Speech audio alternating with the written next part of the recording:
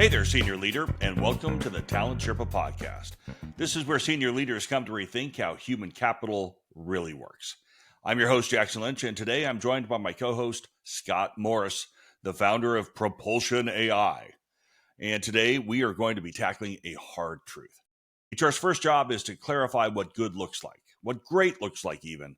And if your best people are guessing what excellence means, you're losing your biggest performance lever. In fact, if employees really could read minds, finance would be forecasting with tarot cards, although sometimes they do. Jackson, before we get started, I've got a favor to ask of the audience. In fact, I think we have a favor to ask of the audience. Take 1 second right now and subscribe to this podcast. We'll even wait. Click subscribe, leave a comment, leave a brief review for us on the platform. That is how we grow this pod, how we bring the content to a wider audience. We'd really appreciate your support. Okay, Scott, picture this. You have a fast-growing tech firm with an enviable roster of talent. The CEO keeps telling investors, our people are our competitive advantage. But inside, 8 high performers are restless, and you wonder why. Their leaders keep shifting the target. Quarterly priorities change without definition. Performance reviews that they do once a year use vague terms like drive impact. And promotions feel like a guessing game. And finally, one star director says, do you even know what great looks like here? And that question stops the executive team cold because the truth is nobody has ever spelled it out. I'd argue that ambiguity is not neutral. It erodes trust, it burns cycles, and it slows execution. If your best people are unclear about expectations, that's not their failure, it's ours. So when clarity finally arrives, something almost magically happens. Confidence returns, speed increases, accountability stops being a debate.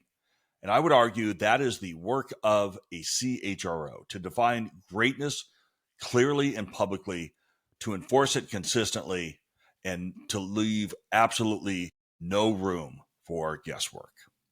So, can we pull that apart for just 1 quick second? That's the role of the CHRO?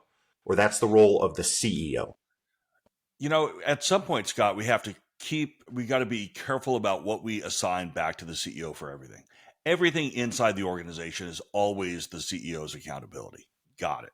But I think it's the CHRO's job to make sure that you have systems in place that provide consistent execution of these talent frameworks. And if we don't start by focusing on making sure everyone is clear with what is expected of them at work, I just don't know what other things we should be working on. They won't have the same impact. I'm glad you clarified that because you added a word to that I think is really important that the audience should pay attention to, and that is the word systems. The CEO, that person's responsibility is to demand clarity in the organization. And I agree with you. We can't assign everything back to the CEO. The line manager's responsibility is to deliver the clarity. But I think you've hit it right. The CHRO's job is to build systems that help those line managers do that. Yeah, and to call it out when it's not happening. If you really want to think about the role that we have, I think it is to make sure that the entire systemic way of managing clarity, feedback, and expectations can deliver the outcomes that the business needs. And that's a big part of identifying what we think will happen as we look at the business strategy through talent lens, identify the root causes, and then prescribe, go into our bag of tactics and figure out which one meets the moment and apply those. And sorry for being a little jumpy on you this early in the pod, but like everything is always the CEO's role, but we actually have a really important role in owning these systems as well. And I don't think we always step into that. We tend to be a passenger on the bus rather than driving it.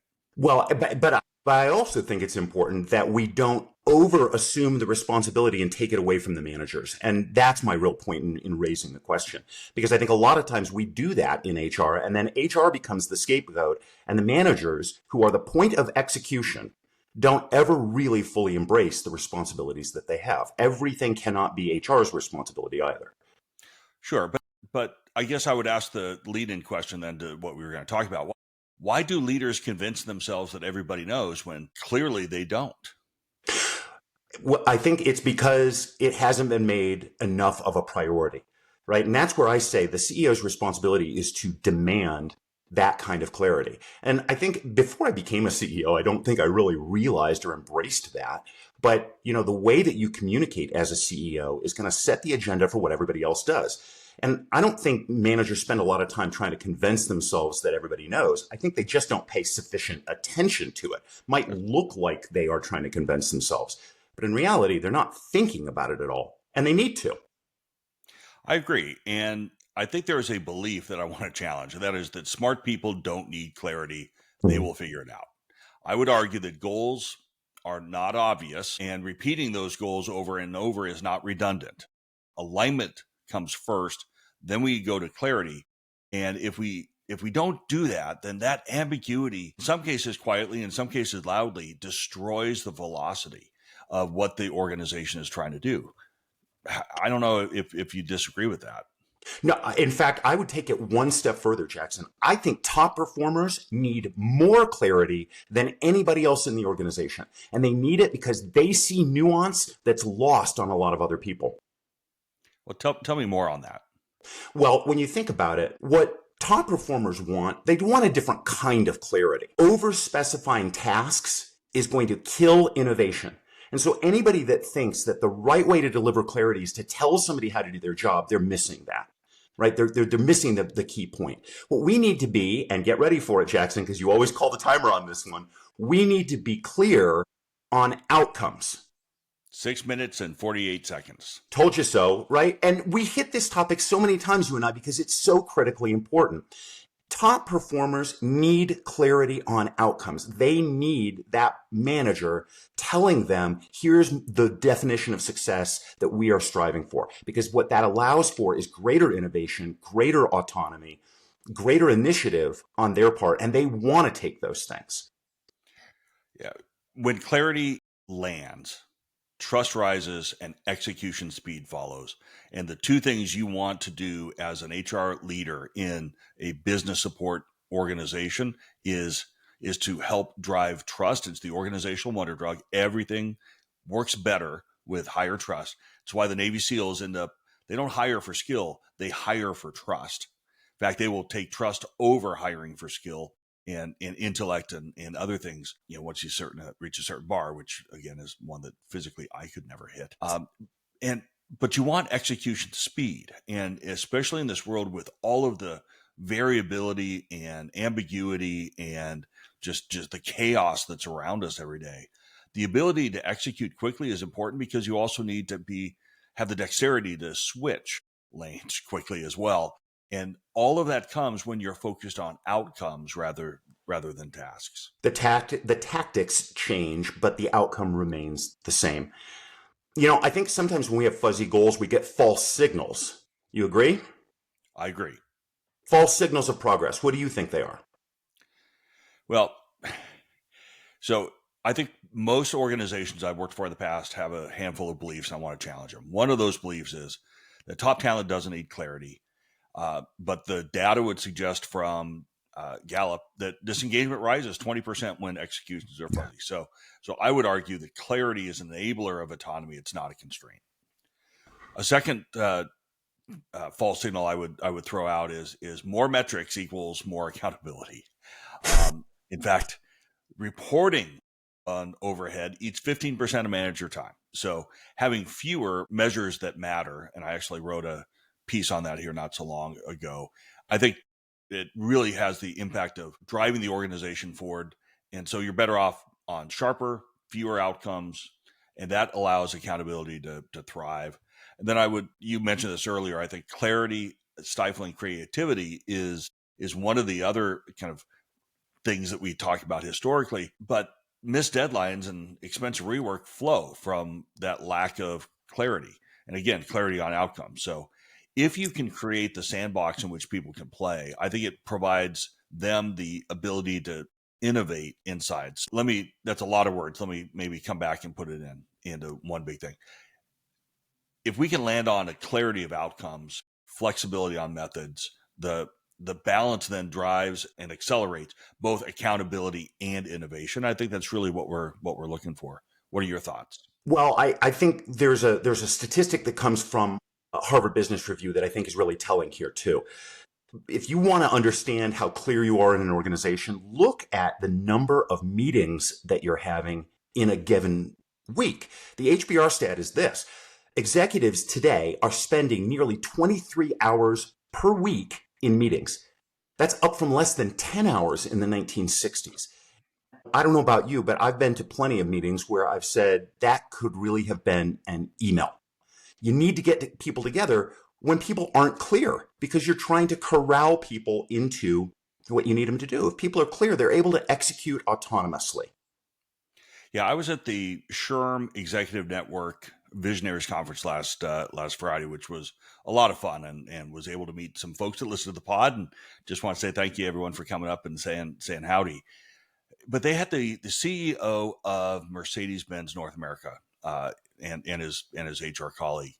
And one of the things he said at the very beginning of his speech, which I thought was really interesting on the subject meetings, is when he got there, they were meeting for 90 minutes a week at an executive level. And I'm like, yeah, that's what we do. That's what I've always done. And I do that with my own team and everything else. What he said is, like, I don't know how much complexity we have in the organization that we would need to meet that frequently. So instead, we're going to have a very highly scripted 4-hour meeting once a month. And we're going to dive into the decisions that need to be made. And we're going to have things that are prepped in advance for us to be able to have the discussion necessary without having you don't have to share the details of the idea in the meeting. You got to get all that stuff done in advance. And Irene Rosenfeld, who I used to work for at Frito-Lay, had a similar approach. And I'm like, boy, that all makes so much more sense, because as we kind of think about how we spend our time in companies, we're not spending them in moving the business forward. We're spending them on keeping track. Yeah, for sure. I think, if I was going to boil it down to two simple words, you want to be hyper clear on what, and you want to leave a lot of freedom for how. Yeah. I double down on and why. The why matters. I think that's a great ad. So let me ask you this. If we optimize for clarity, which I think we both agree that is necessary, do we risk being too rigid? I guess how much error is really acceptable before we call it a clarity problem? Well, when you say how much error, what are you thinking? Like error in terms of result? When the outcome doesn't necessarily follow what we're trying to share because we haven't defined the sandbox to the degree that we need to. You use a word all of the time in the stuff you write about and the stuff we talk about on this pod, and it's the word audit. And, I think if you're auditing for clarity, if you're checking in and making sure consistently that you are on the same page, then I think you got to look at failures for what they are. They're experiments, right? And if you're experimenting, and we've talked about this a lot on other episodes, right? We want to execute quickly, which means we're not building big programs that take 3 years to deliver. It means that we're using agile methodologies and mindset to run smaller experiments. And if you are pairing that agile mindset with a constant and consistent audit on clarity around the outcomes that you're trying to achieve, then I think you have to look at the failures and say they're just learning opportunities, right? And we're going to pivot around those. We're going to reinforce the clarity on the outcomes, and we're going to try and experiment with something else. Let's maybe even look at the situation from a board lens for a minute. I think they should be much more engaged in demanding clarity of outcomes. And I'd love your thoughts on this, but think about it in terms of every single person ought to have 5 to 7 outcomes, where if you do these things and only those things, that's defines an A player. We've talked about that with Chris Marceau and the top methodology. Look forward and just say, as we're interacting with the board, are there 1 to 3 crisp sentences that can describe what we do? And if so, is that the governance standard? And is that, if we don't do that, will we end up reinforcing this ambiguity all the way through the system, and what do you lose from it? I guess I'm asking the question, but I have an opinion on this. Without doing that, everything else fails, and I think the boards ought to have a much stronger role in demanding it. And candidly, I just have not seen that in either my public or private enterprises. Well, you have way more board experience than I do, even though I have a decent amount. But I will tell you one thing that I think it's a whole lot easier that's connected to what you're talking about is performance management.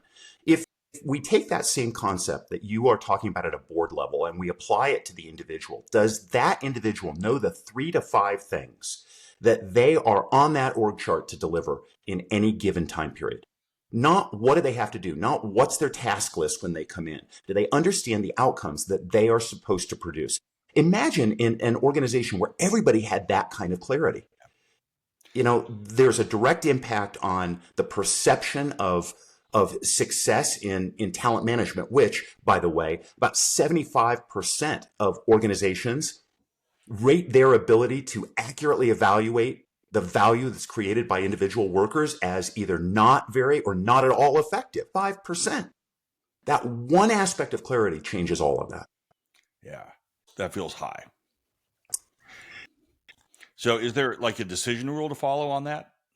How do we know we're doing it well? Yeah, that's a great question. Results are always the thing that we should be thinking about, right? But here's where I think it shows up the best is in employee engagement. People who are clear have a higher level of engagement. It's one of the Q12. We've talked about that before a lot, right? I understand what is expected of me at work. Regrettably, Gallup says only about 45% of employees can either strongly agree or agree with that statement when they get surveyed. But that's where it's going to show up. It's going to show up in their engagement and it's going to show up in turnover. People who are clear and who understand their purpose, why they're on that org chart, tend to stay. So let me tell a little story. I was helping a company. I'm going to try to keep the names hidden for obvious reasons as I share this. But I went in and was trying to help them with their talent strategy. And I took the approach of gauging the degree to which they were confident that top to bottom they had the right people in the roles, top to bottom they had the right priorities in the roles defined across the organization, and top to bottom they had the relationships that allowed for friction-free execution. And amazingly, this company had a unbelievably high confidence level in priorities. So what do? Because I'm kind of a smarty pants. I said, okay, great.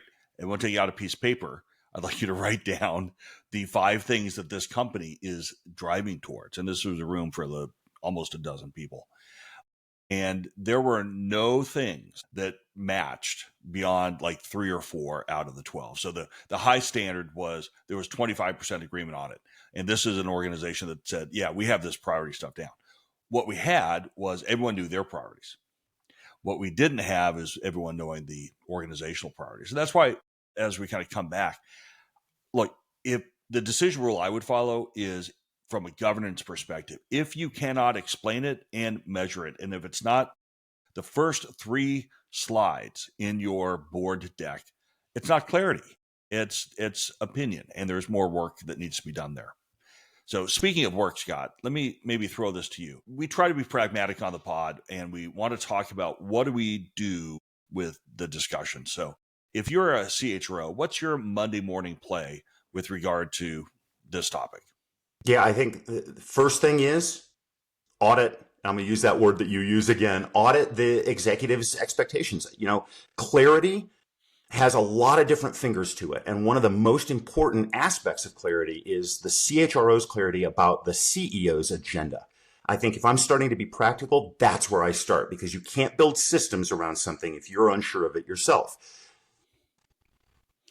I think that's right. And when I've tried this happens is you and your CEO always know an executive for which this is probably an opportunity. So good idea. Start there and test it. So make sure that your CEO understands what he thinks or she thinks the expectations are, and then challenge the executive. And when they're aligned, lock it in. And then have that executive lock that in with their direct report. And do that same feedback role. If they're both using the same words and defining it the same way, lock that in and move it down a little bit. And by the time you go through that process, you will invariably uncover that you had some sort of misalignment in there. If you didn't, great. You're in the 5% of the companies that has this thing nailed. Back to your Gallup statistic. The reality is, it is no better at the top of organizations for what I've seen as down. If you're if you're working for a company where the entire C-suite understands and is aligned on the 5 to 7 things, the 3 to 5 things you're trying to deliver, God bless you. You are in rarefied air from my experience. And then, as you take that, I think you expand it into the organization where that clarity at the top was missing, because if it was missing at the top, it's probably missing all the way through. And then you kind of drive down through the organization, make sure that there's clarity on the big rocks that you have to go after. And as you go through that, the way I would think about it is if clarity reduces rework, then you should do more of it. If all of a sudden you've turned that into rigidity, if that's a word, and if people are complaining about it, then be more flexible on it. My guess is you probably looked at tactics over outcomes at that point. And if you have leaders that are resisting that, which is not the same as not being good at it, because candidly, most leaders that I've seen aren't good at thinking in outcomes versus activities. But if you do find someone that's resisting it, like that's one of those where you and the CEO need to be clear on whether that's acceptable on your team. So that's what I do. To amplify a point that we discussed earlier, right? The CHRO's job is to facilitate the process and to build the systems. It's not necessarily to do the communicating themselves. What I like about what you just said is the CHRO in your example is pushing that clarity through the organization. And like a really good coach, standing on the sidelines and helping executives identify where they are communicating enough and where they're communicating about the right things, outcomes versus tactics. Yeah, and with the CHRO, one of the key things that they have as part of their role is to make sure that the C-suite is aligned and to provide some of those blind spots to your CEO so that you can work through those things together. And I think if you have this as a challenge and you approach it the way we just talked about, I think you can find very quickly that there are gaps that you can quickly close, and that changes the work that HR leaders are doing. This isn't a functional issue. This is how I drive the business forward with clarity and alignment. So speaking of alignment, it is summary time, or as Scott always says, clarity is like kale smoothies. They're hard to love at first, but surprisingly energizing once you commit. Scott, would you like to give us the summary, please? I have literally never said that. Here's my summary. Clarity is the CEO's insurance policy against wasted talent and wasted capital. Ambiguity is going to erode velocity faster than budget cuts. And if you can do it, define outcomes in 1 to 3 sentences. That's a board level discipline, right? The board should be insisting on that from the executives, and the executives should be insisting on that from company management. CHROs who enforce clarity accelerate trust, which is the currency, as we said earlier. They accelerate speed and they accelerate measurable performance. That was probably the best summary I've ever heard, and it might just be because you started with a kale smoothie. So everyone, thank you so much for tuning in to the Talent Sherpa podcast. This is where senior leaders come to rethink how human capital really works. A quick shout out to one of our favorite listeners. Hi, Jerry. Thank you so much for being a part of the Talent Sherpa community. And if you enjoyed today's podcast, please hit that like button, subscribe, leave us a review on your favorite platform.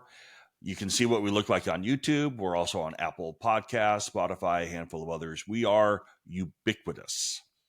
And if you're a CHRO wondering where to start your AI journey, don't forget to check out Scott's Propulsion AI. You can find that at www.getpropulsion.ai, because that's pretty creative, I thought.